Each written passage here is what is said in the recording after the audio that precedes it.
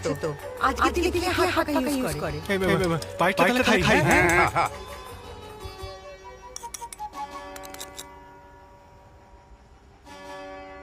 কি হলো?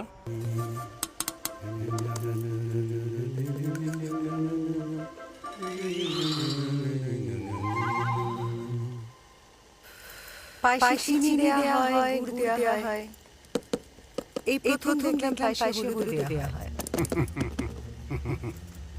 প্রত্যেকটা মানুষের একটা আলাদা আলাদা স্টাইল আছে রান্নার, সেটা বুঝতে হয়। খালি তরতর করলেই হয় না। হলুদ হচ্ছে অ্যান্টিসেপটিক। আমার ছেলের যাতে ক্ষতি না হয় সেটা আমায় দেখতে হবে না।